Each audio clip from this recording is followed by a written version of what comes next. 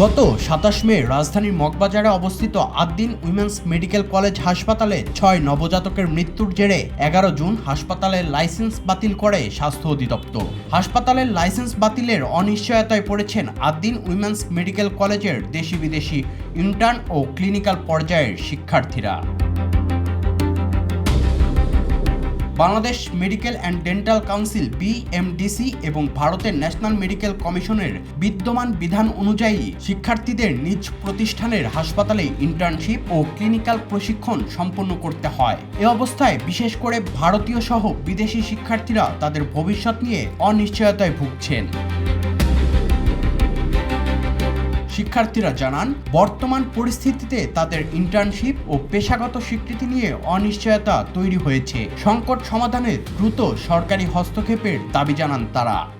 The decision that has been recently taken by the government is not in line with the NMC guidelines, and it will have a great toll on us, obviously, especially the foreign students and interns. The foreign student, I have spent 4+ years here. Interns have spent 7 years here. If the NMC obviously will disqualify this college if it doesn't follow its guidelines. So the decision that has been taken by the ministry here is very irrational and unfortunate, and very we humbly request the ministry to to rethink about the decision and think about our situation. Medical কলেজটির সূত্রে জানা গেছে, বর্তমান প্রতিষ্ঠানটিতে মোট ৩৪৬ জন শিক্ষার্থী অধ্যয়ন করছেন। এর মধ্যে ৪৩৭ জন বাংলাদেশি এবং ২০৯ জন বিদেশি শিক্ষার্থী। এছাড়া ইন্টার্নশিপরত শিক্ষার্থী আছেন ৮৬ জন, যার মধ্যে ৫৪ জন স্থানীয় এবং ৩২ জন বিদেশি শিক্ষার্থী। কর্তৃপক্ষ বলছে, উদ্ভূত সমস্যা সমাধানে কাজ করছে তারা। আমরা অলরেডি সরকারের সাথে একাধিকবার কথা বলেছি, আমরা চিঠি দিয়েছি যে হসপিটাল মানবিক কারণে খুলে দেওয়ার জন্য, এবং তারা যে লাইসেন্স বন্ধ করছে, এই লাইসেন্স বন্ধ করার ফলে আমরা 30 দিন আপিল করার সুযোগ দিয়েছে।